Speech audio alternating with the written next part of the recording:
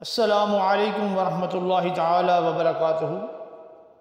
بسم اللہ الرحمن الرحیم۔ الحمد للہ رب العالمین والعاقبۃ للمتقین، الصلاۃ والسلام علی سید المرسلین خاتم النبیین، اللہم صلی علی سیدنا و مولانا محمد وبارک وسلم۔ اما بعد، حمد و صلوات کے بعد میں نے آپ حضرات کے سامنے حضرت ابراہیم علیہ السلام اور حضرت اسماعیل علیہ السلام کا ذکر کرنا ہے، اور اس ضمن میں انشاءاللہ بہت سے مسائل بیان ہوں گے جن سے عقائد اور ہمارے اخلاق اور ہمارے اعمال کی اصلاح ہوگی۔ حضرت ابراہیم علیہ السلام کی دعا، میرے بزرگوں اور دوستوں، حضرت ابراہیم علیہ السلام جلیل القدر پیغمبر ہیں۔ آپ کی عمر شریف 90 برس کی ہو گئی تھی اور آپ کے ہاں اولاد نہیں ہوئی تھی۔ 90 برس کی عمر میں آپ نے اللہ عز و جل کی بارگاہ میں اولاد کے لیے دعا مانگی، رب حب لی من الصالحین، اے میرے رب مجھے نیک بیٹا عطا فرما۔ اس آیت سے ہمیں یہ ثابت ہوتا ہے کہ جب بھی اللہ تعالیٰ سے ہم نے اولاد مانگنی ہے تو نبیوں نے بھی اللہ سے مانگا ہے، تو ہم نے بھی اللہ تعالیٰ سے مانگنا ہے۔ اور یہ جس کے ہاں اولاد نرینہ بیٹا نہیں ہوتا یا اولاد نہیں ہوتی، ان کو بھی یہ دعا پڑھنی چاہیے، رب حب لی من الصالحین۔ اگر عربی نہیں آتی تو اردو میں کہہ سکتے ہیں، اے میرے رب مجھے نیک بیٹا عطا فرما۔ ٹھیک ہے، اس دعا میں بھی غور فرمائیے، صرف یہ نہیں کہا یا اللہ مجھے بیٹا دے، بلکہ یہ دعا کی کہ نیک بیٹا تھا، نیک بیٹا، نیک اولاد مانگنا بہت ضروری ہے۔ اولاد نیک ہو تو ماں باپ جب نیک اولاد کو دیکھتے ہیں تو ان کی آنکھیں ٹھنڈی ہو جاتی ہیں اور دل خوش ہو جاتا ہے۔ اگر اولاد بری ہو تو ماں باپ جب دیکھتے ہیں تو ان کی آنکھیں روتی ہیں اور دل جلتا ہے۔ نیک اولاد ماں باپ کا نام روشن کرتی ہے اور بری اولاد ماں باپ کی بدنامی کا سبب بنتی ہے۔ نیک اولاد مرنے کے بعد بھی ماں باپ کے لیے اجر و ثواب کا باعث بنتی ہے۔ چنانچہ نبی کریم علیہ السلام نے ارشاد فرمایا کہ جب آدمی مر جاتا ہے تو اس کے اعمال منقطع ہو جاتے ہیں، لیکن اگر وہ نیک بیٹا چھوڑ دے، نیک اولاد یعنی وہ ان کے لیے دعا کرتا رہے۔ بیٹے کی دعا صلہ اور اجر مرنے کے بعد بھی اس کے ماں باپ کو ملتا رہے گا، تو دعا کرو کہ اللہ تعالیٰ عز و جل اگر اولاد دے تو نیک ہو، نیک اولاد نماز پڑھے گی، قرآن پاک کی تلاوت کرے گی تو یقیناً ماں باپ کی بخشش کی دعا کرے گی۔ اگر اولاد نیک نہ ہوئی، قرآن پڑھنے والی نہ ہوئی، حضور نبی کریم علیہ السلام سے محبت کرنے والے نہ ہوئی، اہل بیت سے محبت کرنے والی نہ ہوئی، صحابہ کرام سے محبت کرنے والی نہ ہوئی، اللہ کے ولیوں کے ادب و احترام کرنے والی نہ ہوئی، حقوق العباد ادا کرنے والی نہ ہوئی، نیک ہر اچھے اعمال کرنے والی نہ ہوئی، تو بہت ہی اس ماں باپ کے لیے بڑا وبال کا ذریعہ ہے۔ تو وہ ماں باپ کے لیے دعا کیا کرے گی؟ اگر اولاد نیک ہو تو ماں باپ کو کتنا فائدہ حاصل ہوتا ہے۔ ایک حقائق ہے، امام فخر الدین رازی رحمۃ اللہ علیہ نور اللہ مرکزہ نے تفسیر کبیر میں بسم اللہ شریف کے مسائل اور فوائد میں یہ بات نقل فرمائی ہے کہ حضرت عیسیٰ علیہ السلام ایک قبرستان سے گزرے تو دیکھا ایک شخص کی قبر میں عذاب ہو رہا تھا۔ آپ گزر گئے، چند دنوں بعد حضرت عیسیٰ علیہ السلام اسی راستے سے گزرے تو واپسی کے موقع پر دیکھا وہ شخص نجات پا چکا تھا اور اس کی قبر میں جو جہنم کا گڑھا بنی ہوئی تھی اب وہ جنت کا باغ بن چکی ہے۔ حضرت عیسیٰ علیہ السلام کی دعا، حضرت عیسیٰ علیہ السلام نے اللہ تعالیٰ کی بارگاہ میں عرض کی، یا اللہ عز و جل جب میں گیا تھا تو اس شخص کو عذاب قبر میں مبتلا دیکھ کر گیا تھا، اور اب واپسی پر دیکھ رہا ہوں تو وہ نجات پا چکا ہے اور اس کی قبر گلزار بنی ہوئی ہے، تو کس وجہ سے؟ اللہ عز و جل نے ارشاد فرمایا ہے میرے پیغمبر، یہ شخص بڑا گنہگار تھا، اس کو اس کی بدعمالی کی سزا ملی اور یہ عذاب قبر میں مبتلا ہوا۔ جب یہ مرا تو اپنی بیوی کی گود میں ایک چھوٹا سا بچہ چھوڑ آیا تھا، اب اس کا وہ بچہ 7 برس کا ہو گیا۔ اس کی بیوی نے اس کو لیا اور ایک عالم دین اللہ کے ولی کے پاس چلی گئی، کہا کہ مولانا صاحب، پیر صاحب، اس کو اللہ کا نام سکھاؤ۔ مولوی صاحب، پیر صاحب نے بچے کو بسم اللہ پڑھا، یہ کہا بیٹا اب ایک طرف بیٹھ کر اس سبق کو اچھی طرح یاد کر لو۔ اے میرے پیغمبر، وہ بچہ ایک طرف بیٹھ کر بسم اللہ پڑھنے لگا۔ اس نے جب بار بار مجھے رحمان اور رحیم کہا تو میری رحمت کے دریا میں جوش پیدا ہوا۔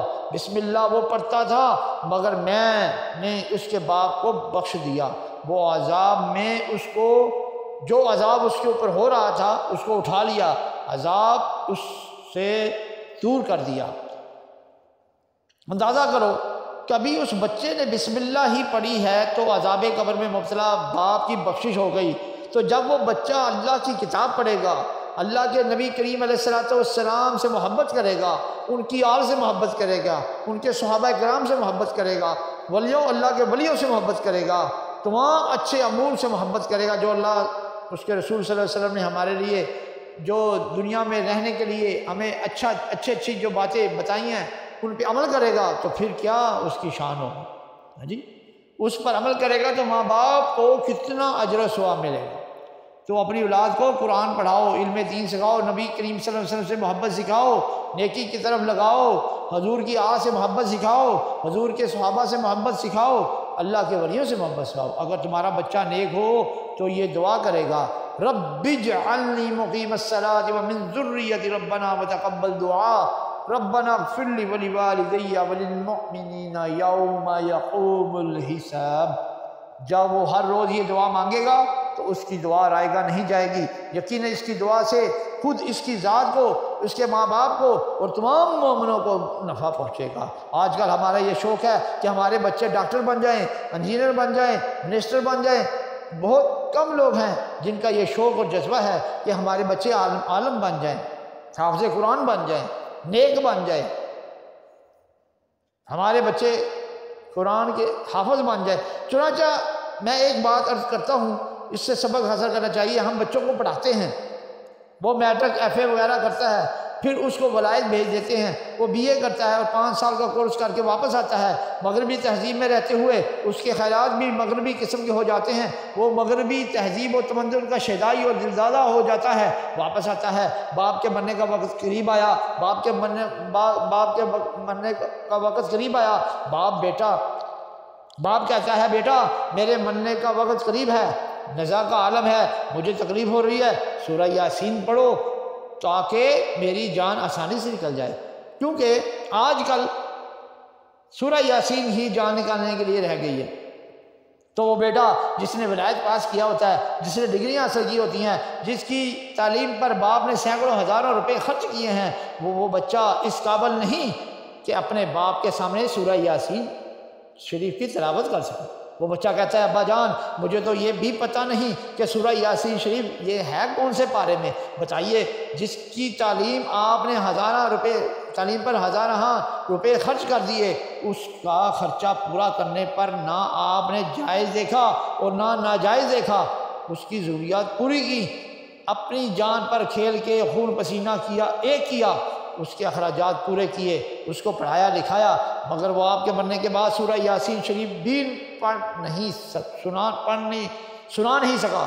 چلیے صاحب مولوی صاحب کو بلایا جائے، مولوی صاحب آ گئے، پیر صاحب آ گئے، سورہ یاسین شریف پڑھی اور جان نکلی۔ اس کے بعد اس گریجویٹ بچے کو یہ بھی پتہ نہیں کہ کفن پر کتنا کپڑا لگے گا اور کفن کیسے بنانا ہے، نہیں تو پوچھ لو، ایک لائن میں کھڑا کر لو، 100 میں سے 1-2 ہی بتا دیں گے۔ چلیے بھائی صاحب وہ بھی جاننے والوں نے بتا دیا، کفن تیار ہو گیا۔ اس کے بعد غسل تو چلو چھوڑو، غسل تو اس نے ہی دینا ہے، بہتر تو یہ ہے کہ گھر والے غسل دیں، کیونکہ گھر والے جس محبت اور عقیدت کے ساتھ غسل دیں گے اور جس نے اجرت لینی ہے وہ پیسے لے کر کام کرنا ہے، تو اس محبت کے ساتھ نہیں کرے گا۔ اس کے بعد نماز جنازہ پڑھنی ہے، اس گریجویٹ بچے کو نماز جنازہ بھی یاد نہیں، اس کے بعد گریجویٹ بچے کو یہ بھی پتہ نہیں کہ دفن کرنے کا مصنون طریقہ کیا ہے۔ یہ حال ہے تو میٹرک اور BA کا باپ کو کیا فائدہ نہیں، باپ کو کوئی فائدہ نہیں ملے گا۔ تو اگر کچھ پڑھے، نمازیں پڑھے، کلمہ شریف یاد کرے، تسبیح پڑھے، اللہ کا ذکر کرے، ماں باپ کی روح کو احسان ثواب پہنچائے تو ماں باپ کو فائدہ ہوگا۔ حضرت ابراہیم علیہ السلام نے دعا کی، ربی حب لی من الصالحین، اے میرے رب مجھے نیک اور صالح بیٹا عطا فرما۔ اللہ تعالیٰ نے دعا قبول فرمائی۔ اللہ تعالیٰ نے ارشاد فرمایا، ہم نے ابراہیم علیہ السلام کو ایک حلم والے بیٹے کی بشارت دی، اس بشارت کے مطابق حضرت اسماعیل علیہ السلام پیدا ہوئے۔ اب آپ سمجھ سکتے ہیں کہ جس بچے کو 90 برس کی عمر میں دعائیں مانگ کے لیا تھا، وہ بیٹا کس قدر عزیز اور کس قدر پیارا ہوگا۔ حضرت ابراہیم علیہ السلام اس بچے سے بڑی محبت فرماتے تھے، اس سے بڑا پیار فرماتے تھے۔ اللہ دکھانا چاہتا تھا کہ ابراہیم علیہ السلام کو جتنی ہم سے محبت ہے اتنی اس بیٹے سے محبت نہیں ہے جس کو 90 برس کی عمر میں دعائیں مانگ کر لیا۔ حضرت ابراہیم علیہ السلام کے خلیل، اللہ کے خلیل ہیں۔ حضرت ابراہیم علیہ السلام اللہ عز و جل کے خلیل ہیں۔ اللہ عز و جل نے ابراہیم علیہ السلام کو اپنا بنایا۔ خلیل بڑے پیارے اور بڑے گہرے دوست کو کہتے ہیں۔ تو اللہ تعالیٰ نے دکھانا یہ تھا کہ خلیل میرا اتنا پیارا اور اتنا گہرا دوست ہے کہ اس کو جنتی ہم سے گہرا دوست ہے، اس کو جتنی ہم سے محبت ہے اتنی کسی اور سے نہیں۔ چنانچہ اللہ عز و جل نے حکم دیا کہ اے ابراہیم اپنے بچے اسماعیل علیہ السلام کو اور حاجرہ رضی اللہ تعالی عنہا جو اس بچے کی والدہ ہیں ساتھ لے لو اور عرب کی سرزمین پر چھوڑ آؤ۔ حکم الہی کی تعمیر کرتے ہوئے حضرت جناب خلیل علیہ السلام نے اپنی بیوی حضرت حاجرہ رضی اللہ تعالی عنہا اور اپنے دودھ پیتے حضرت اسماعیل علیہ السلام کو ساتھ لیا اور ملک شام سے چلے اور عرب کی سرزمین پر آئے۔ عرب کی سرزمین پر خانہ کعبہ کے پاس اپنی بیوی اور بچے کو چھوڑ دیا۔ خانہ کعبہ اس وقت اتنا تعمیر شدہ نہیں تھا۔ حضرت آدم علیہ السلام نے اس کعبے کو تعمیر کیا تھا، مگر جب نوح علیہ السلام کے زمانے میں طوفان آیا تھا تو کعبے کی دیواریں گر گئی تھیں اور صرف ایک ٹیلہ رہ گیا تھا۔ وہاں کوئی آبادی، کوئی بستی نہیں تھی، ایک گھر بھی وہاں آباد نہیں تھا، جنگل تھا۔ حضرت ابراہیم علیہ السلام نے بیوی اور بچے گود ہیں چھوڑا اور بغیر کوئی گفتگو کیے سلام کہہ کر واپس چلے۔ مائی صاحبہ نے خیال کیا کہ معاملہ کیا ہے، جنگل ہے اور کوئی رہنے والا اور کھانے پینے کا انتظام بھی نہیں، میں عورت ہوں، گود میں دودھ پیتا بچہ ہے اور یہ ہمیں چھوڑ کر جا رہے ہیں، اور یہ بتا کر بھی نہیں جا رہے کہ آئیں گے کب یا نہیں آئیں گے۔ ماجرا کیا ہے؟ حضرت حاجرہ رضی اللہ تعالی عنہ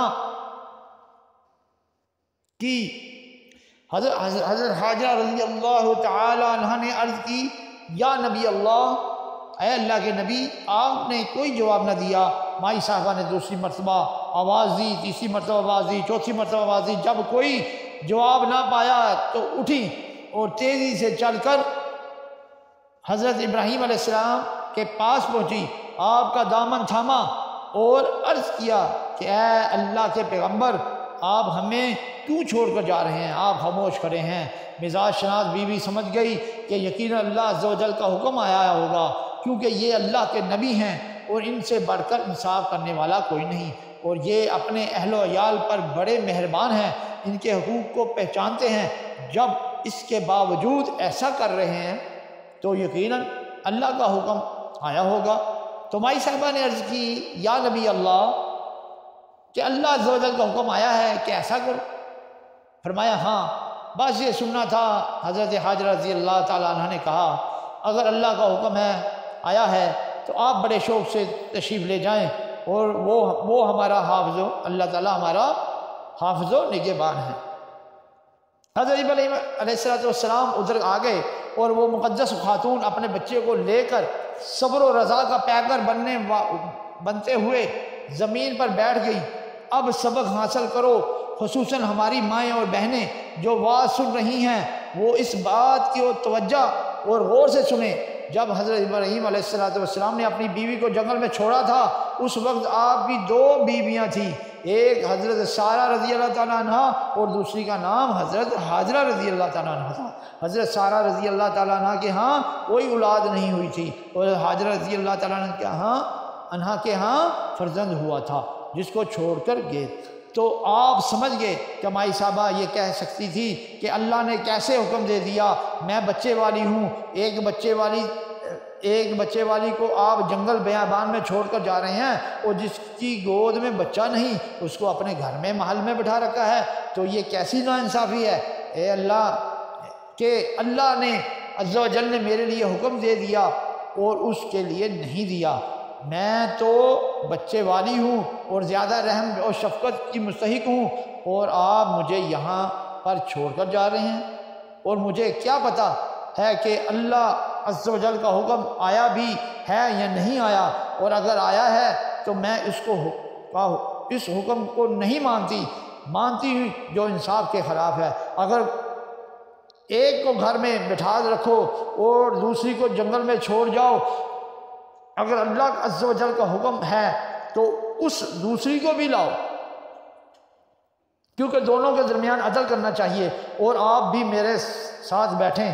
تو بتائیں مائی صاحبہ نے کوئی بات کی نہیں، حالانکہ وہ یہ باتیں کر سکتی تھیں، رونا دھونا شروع کر دیتی، سارا جنگل سر پر اٹھا لیتی، مگر انہوں نے نہ دل میں تنگی محسوس کی، نہ پیشانی پر شکن ڈالی اور نہ زبان پر شکوہ لائیں، بلکہ اللہ عز و جل کی رضا پر راضی رہتے ہوئے تنہا بغیر انیس کے اور رفیق کے جنگل میں رہنا گوارا کر لیا، اور پیش نظر صرف اور صرف اللہ کی رضا ہے۔ میرے بزرگوں اور دوستوں،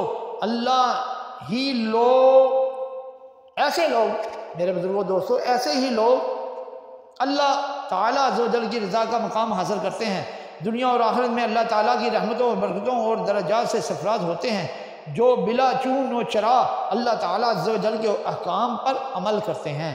اور ایک ہم ہیں کہ جانتے سب کچھ ہیں مگر سو حجتیں کرتے ہیں، سو تعویلیں کرتے ہیں، کیونکہ ہم نے عمل جو نہیں کرنا، پنجابی میں کہتے ہیں من حرامی تے حجتہ ڈھیر۔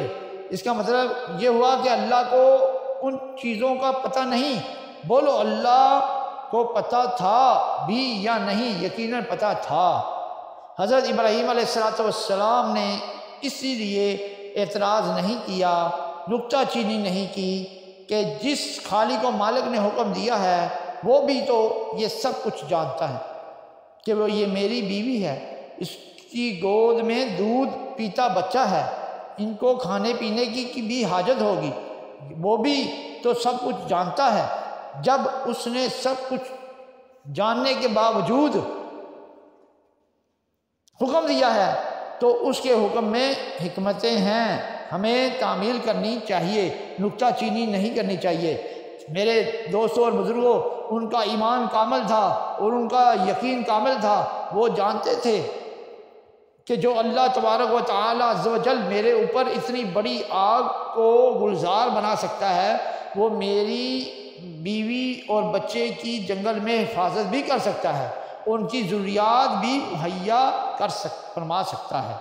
آج کل ہمارا ایمان کامل نہیں، ہمارا بھروسہ اللہ تعالیٰ عز و جل کی ذات پر نہیں رہا، ہم تدبیر پر زیادہ بھروسہ کرتے ہیں اور تقدیر پر کم۔ وَمَن يَتَوَكَّلْ عَلَى اللَّهِ فَهُوَ حَسْبُهُ، جو اللہ تعالیٰ پر بھروسہ کرتا ہے تو اس کے لیے اللہ عز و جل کافی ہو جاتا ہے۔ تو ہمارا اللہ پر بھروسہ نہیں رہا، ہمارا حال تو ایسا ہے، ہمارا تو حال تو ایسا ہو گیا ہے کہ رسہ باندھ دو، اگر ڈوبنے لگا کھینچ لو۔ یہ بسم اللہ میں بڑی تاثیر ہے، بڑی برکت ہے، مگر رسہ باندھ لو پھر بھی اچھا ہے، ڈوبنے لگا تو کھینچ لو۔ تو جب بھروسہ ہی نہیں، یقین ہی نہیں، یہاں میں ایک بات عرض کرتا ہوں، دیکھو ایمان نام ہے کامل یقین کا، صحیح بخاری شریف میں حدیث ہے، ایمان کیا ہے؟ یقین کامل۔ یقین کامل کا نام ہے ایمان، تو اصل چیز ہے یقین۔ اسی لیے پنجابی میں کہتے ہیں یقین کامل کے پیر کامل، پیر کامل کے یقین کامل۔ اگر یقین ہو جائے تو سارے کام درست۔ ہمارا یقین کامل نہیں، ہمارا یقین ہو گیا ہے کچا، پلپلا، جھلمل، تو اللہ تبارک و تعالیٰ عز و جل اپنا فضل فرمائے۔ میرے بزرگوں اور دوستوں، ہمیں اللہ تعالیٰ عز و جل پر کامل یقین رکھنا چاہیے۔ جو اللہ تعالیٰ عز و جل پر کامل یقین رکھتے ہیں، اللہ تعالیٰ عز و جل ان کی پوری دستگیری فرماتے ہیں۔ سارے دروازے بند ہو جاتے ہیں مگر اللہ تعالیٰ عز و جل اپنی رحمت کا دروازہ بند نہیں کرتا۔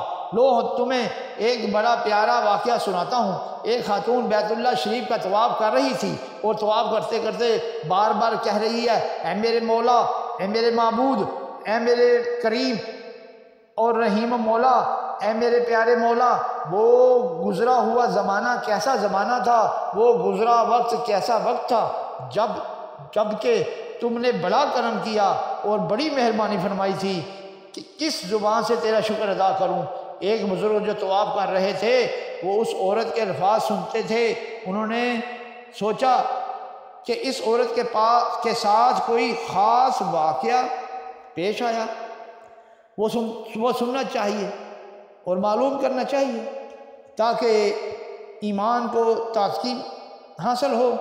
تو وہ بزرگ کہنے لگے، اے بیٹی، تو طواف کرتے ہوئے بار بار یہ کلمے کہتی ہے، کیا تو مجھے بتا سکتی ہے تاکہ میں سنوں؟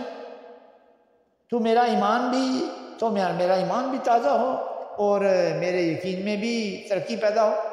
تو وہ خاتون کہنے لگی، اے بزرگ، میں بتانے کو تیار ہوں، بلکہ میں تو یہ کہتی ہوں کہ سب لوگ اس کو سنیں اور ان کا اللہ عز و جل پر بھروسہ ہو اور ان کا ایمان کامل ہو۔ تو خاتون نے داستان سنانی شروع کی۔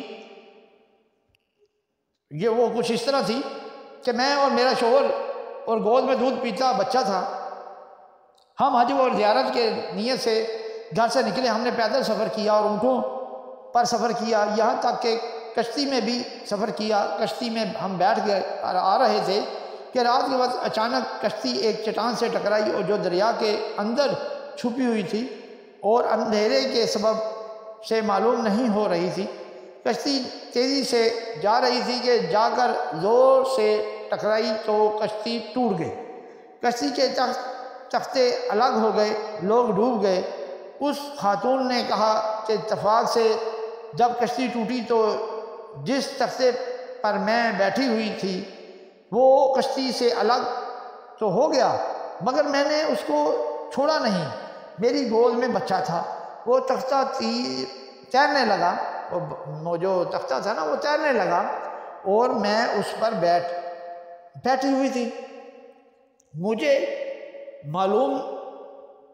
نہیں معلوم تھا کہ میرا شوہر کہاں ہے، اس کا کیا حال ہے اور دوسری سواریوں کے ساتھ کیا ہوا۔ میں تختے پر بیٹھی ہوئی تھی اور گود میں بچہ تھا۔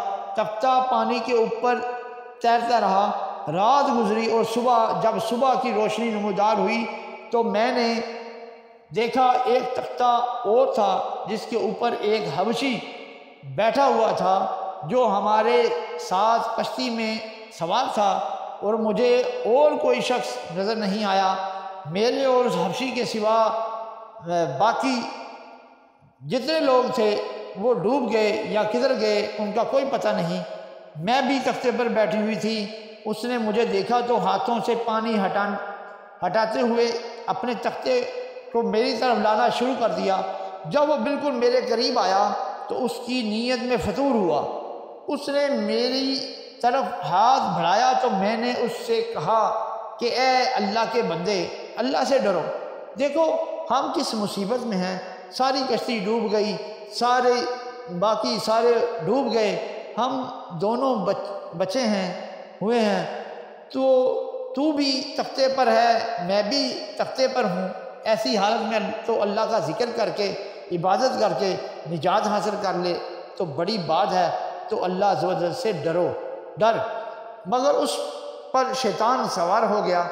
اس نے کہا تمہیں میری بات ماننی پڑے گی۔ جس وقت اس نے یہ کہا تو میں نے اس کو بڑی دفعہ کہا مگر اس پر کوئی اثر نہ ہوا۔ آخر اس نے اپنے تختے کو میرے تختے کے ساتھ ملایا اور میرے ساتھ آ کر بیٹھ گیا۔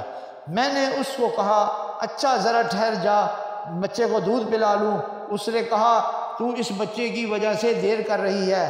اس نے میری گود سے میرے بچے کو چھینا اور چھین کر پانی میں پھینک دیا اور کلیجہ پھٹ گیا، اور میرا کلیجہ پھٹ گیا۔ ایک تو میں پہلے ہی صدموں سے چور تھی کہ گھر سے نکلے تھے حج و زیارت کے واسطے، راستے میں شور کا سایہ سر سے اٹھ گیا۔ میں بیوہ ہو چکی تھی، مسافری کا عالم تھا، اور اس ظالم نے گود سے بچہ اٹھا کر پانی میں پھینک دیا۔ میرا جگر ٹکڑے ٹکڑے ہو گیا۔ اس وقت میں نے اللہ کو پکارا، میں نے دل سے آواز دی۔ دل سے جو بات نکلتی ہے اثر رکھتی ہے، پر نہیں طاقت پرواز مگر رکھتی ہے۔ دل سے دعا ہر وقت نہیں نکلتی، کبھی کبھی نکلتی ہے۔ یہ آپ بھی جانتے ہیں کہ جب بندے پر مصیبت پڑتی ہے تو پھر دعا دل سے نکلتی ہے، اور جب آگے پیچھے دعا مانگتا ہے تو دھیان کسی اور طرف ہوتا ہے۔ ایسے میں دعا کی کیا قبول ہوگی؟ یاد رکھو دعا تو ہی وہی قبول ہوگی جو دل سے نکلے۔ وہ خاتون کہتی ہے کہ میں نے دل سے اللہ کو پکارا، عز و جل کو پکارا، اے اللہ عز و جل اس وقت سارے دروازے بند ہیں، کوئی بھی نہیں رہا، اور اس ظالم پر نفس و شیطان کا غلبہ آ گیا۔ میں اس کے سامنے کمزور ہوں، لیکن تو قادر و قدیر ہے۔ تو بندے کے خیال میں بھی حائل ہو جاتا ہے، اور جہاں سارے دروازے بند ہو جاتے ہیں وہاں تیرا دروازہ بند نہیں ہوتا۔ تو یا رب العالمین میں گھر سے حج و زیارت کے لیے نکلی ہوں، میں تیری مہمان ہوں۔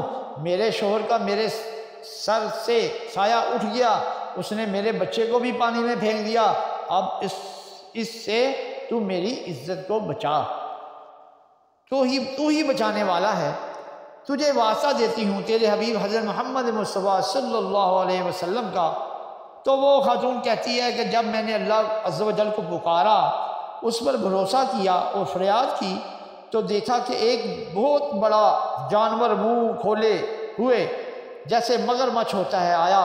اس کا منہ کھلا ہوا، دانت اتنے بڑے بڑے لمبے، قریب آ کر اس حبشی کے پیر کو منہ میں لیا، اور پیر کو منہ میں لے کر دانتوں میں دبا کر ایک جھٹکا دیا، اور اس کو پھینک کر اس کا ایک لقمہ بنایا اور پانی میں غائب ہو گیا۔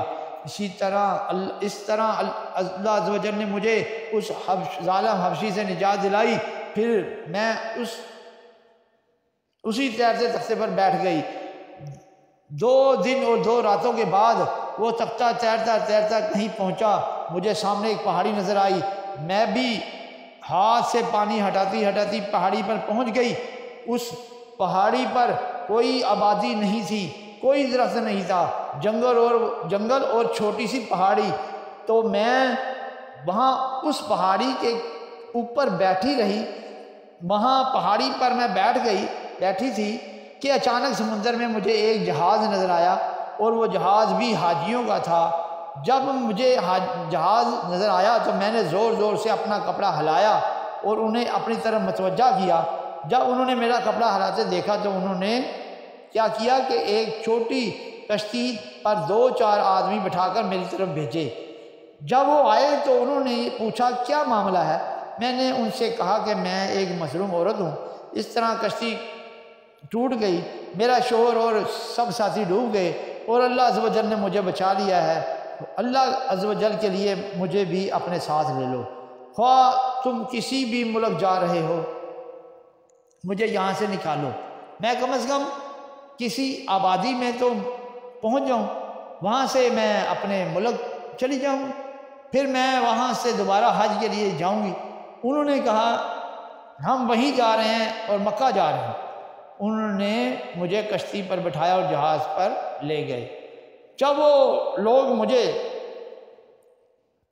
جہاز پر پہنچے تو میں نے دیکھا، وہاں کیا دیکھا کہ ایک آدمی کی گود میں میرا بچہ تھا، جس کو ظالم حبشی نے مجھ سے چھین کر سمندر میں پھینک دیا تھا۔ جو ہی میں نے اس بچے کو دیکھا تو جھپٹ کر میں نے اس بچے کو لے لیا اور سینے سے لگا لیا، پیار کیا، میرا بچہ، میرا لخت جگر۔ جہاز والے کہنے لگے تو پاگل ہو گئی ہے، تیرا بچہ کدھر سے ہو گیا؟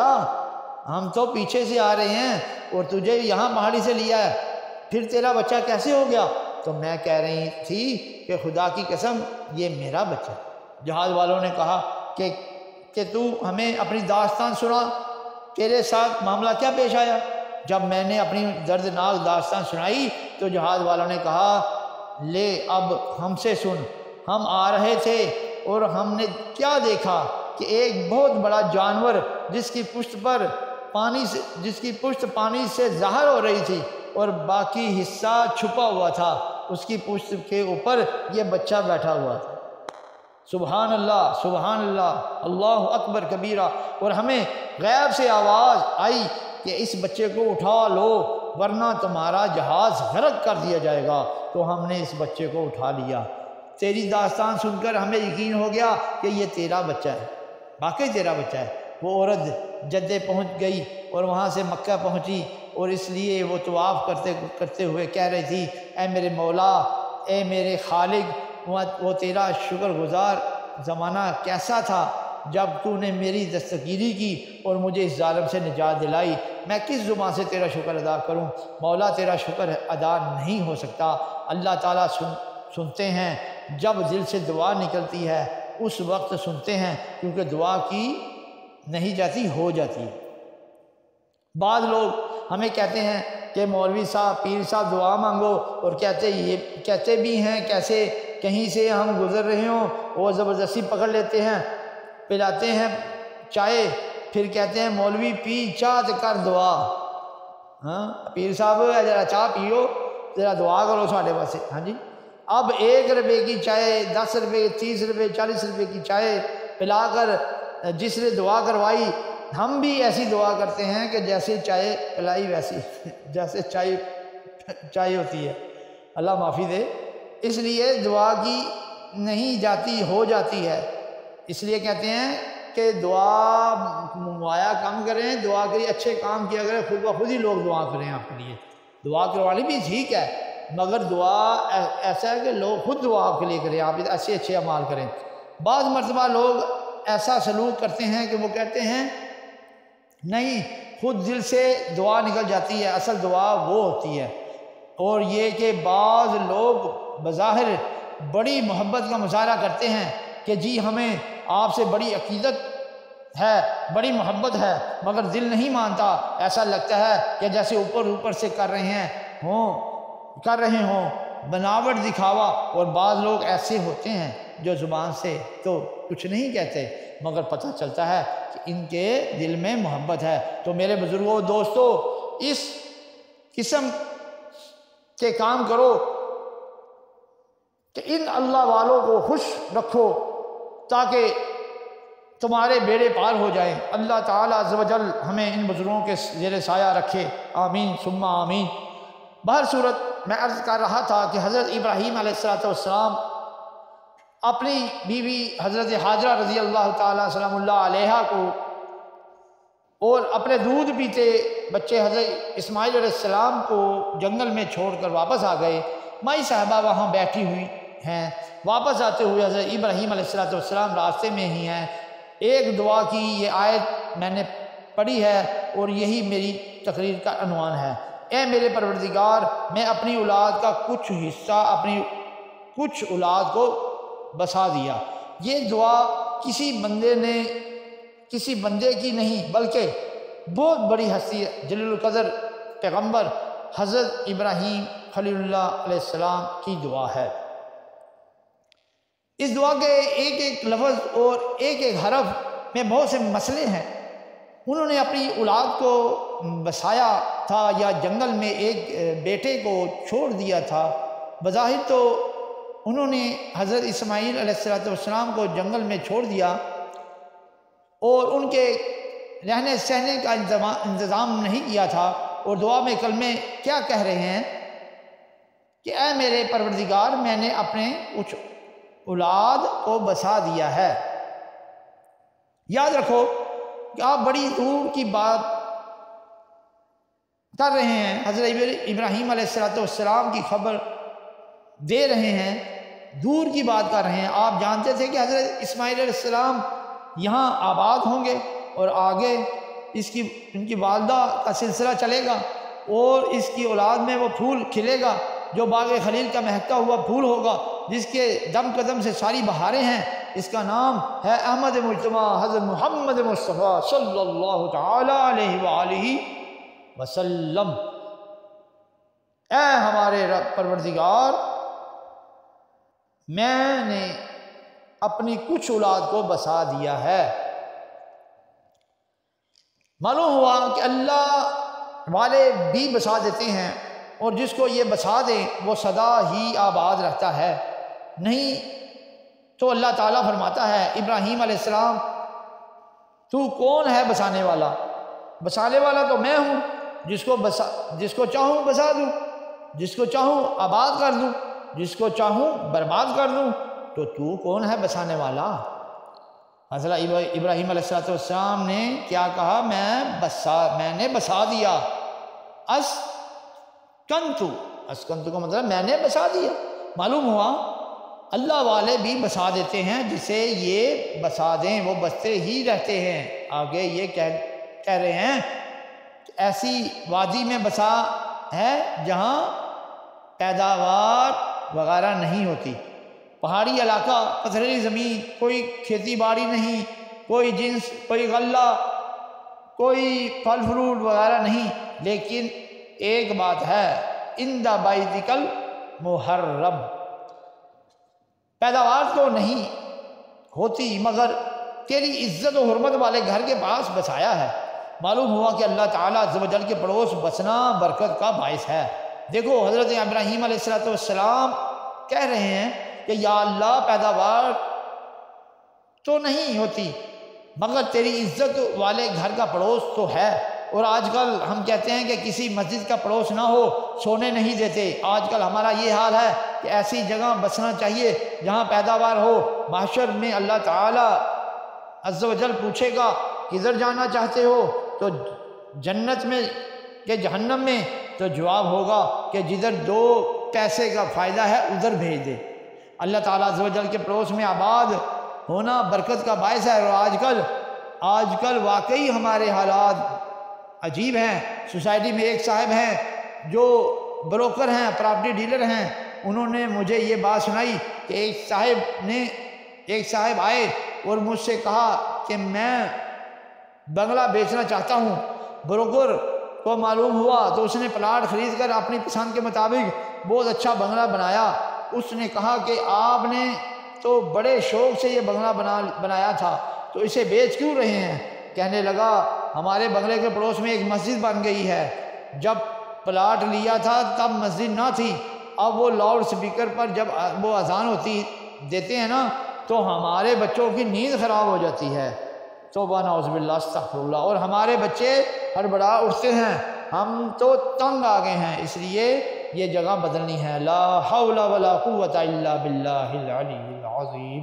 حالانکہ حدیث شریف میں آتا ہے کہ جب اذان ہوتی ہے تو شیطان گوز مارتا ہوا بھاگتا ہے۔ ادھر اذان کی آواز بلند ہوتی ہے، وہ آواز کے ساتھ ساتھ ہوا چھوڑتا ہوا بھاگتا ہے اور کہتا کہاں تک بھاگتا ہے؟ جہاں تک اذان کی آواز جاتی ہے۔ آپ جانتے ہیں کہ پڑوس کا بھی حق ہوتا ہے یا نہیں؟ تو جو اللہ تعالیٰ عز و جل کے پڑوسی ہیں، اللہ تعالیٰ عز و جل بھی تو جانتا ہے کہ یہ میرے پڑوسی ہیں۔ اللہ تعالیٰ عز و جل بھی ان پر رحمت کرتا ہے، لیکن جو پڑوسی کسی کو ستائے اس کے بارے میں آپ جانتے ہیں کہ کیا حکم ہے۔ ایک مرتبہ حضور نبی کریم علیہ السلام نے اپنے پیارے صحابہ کرام کے سامنے فرمایا لا يدخل الجنہ، یا لا يدخل الجنہ، لا يدخل الجنہ، وہ جنت میں داخل نہیں ہوگا، وہ جنت میں داخل نہیں ہوگا، وہ جنت میں داخل نہیں ہوگا۔ صحابہ کرام نے عرض کی یا رسول اللہ صلی اللہ علیہ وسلم کون جنت میں داخل نہیں ہوگا؟ آپ نے فرمایا وہ شخص جو اپنے پڑوسی کو ستاتا ہے، اور ہمارا یہ حال ہے کہ ہم ایک دوسرے کو ستاتے ہیں، پڑوس کا خیال نہیں رکھتے، بلکہ قصداً تکلیف اور اذیت پہنچانے کی کوشش کرتے ہیں۔ یاد رکھو پڑوسیوں کو راحت پہنچائیں۔ جب آپ اللہ عز و جل کے گھر کے پڑوسی بنیں گے تو اللہ تعالی عز و جل خیال فرمائے گا کہ یہ میرے گھر کے پڑوسی ہیں، لیکن آپ پر ایک ذمہ داری ضرور پڑ جائے گی کہ پھر آپ کو بھی اللہ عز و جل کے گھر کا خیال رکھنا پڑے گا۔ مسجد کے پڑوسی کی مسجد میں آئے بغیر نماز نہیں ہوتی۔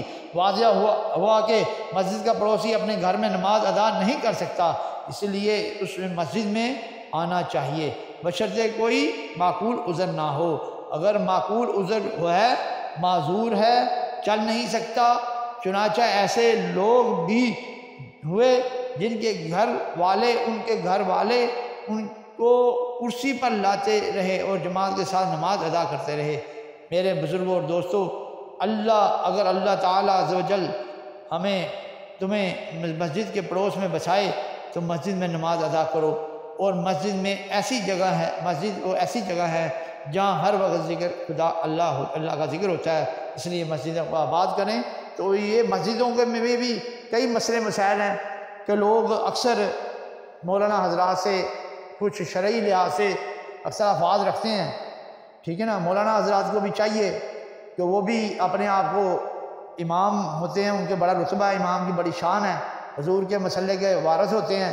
علماء حق جو ہیں ہمیشہ وہ ان کا اخلاق بھی اچھا ہوتا ہے، ان کے کردار بھی اچھا ہوتا ہے، ان کے بچوں کا بھی، ان کے پورا خاندان کا اخلاق بھی اچھے مذہبی ہونا چاہیے۔ تو اس لیے کہ اگر کوئی پیچھے نماز امام کے نہیں پڑھتا، امام کو سوچنا چاہیے۔ اگر کوئی نمازی نہیں آتا تو حضور نبی کریم علیہ السلام اس نمازی کے بارے میں پوچھا کرتے تھے کہ وہ فلانا نمازی کدھر ہے۔ تو آج کل کا ماحول یہ ہے کہ توبہ نعوذ باللہ اچھے علماء حق کو نکال کے، پیران حق کو نکال کے، آج کل تو وقت یہی چل رہا ہے کہ جو پیسے دے رہا ہے، جو وہ اس کا ساتھ چل رہے ہیں، اس کا عزت ہو رہی ہے۔ جو پیسے نہیں دیتا، اگر وہ بات کر دیتا ہے، پنکھا چلا دیتا ہے یا کوئی کرسی پہ بیٹھ جاتا ہے، امیروں لوگوں کو کرسی پہ بیٹھتے ہوئے نماز پڑھتے ہیں، مولانا صاحب نہیں دیتے فتویٰ۔ کوئی غریب کا بچہ، غریب آدمی، اگر کوئی واقعی بیچارہ بیمار ہے، وہ اگر اس کرسی کے اوپر بیٹھ کے نماز پڑھے، وہ کہتے ہیں نماز نہیں ہوتی۔ ہم نے ایسے بھی سنے ہیں۔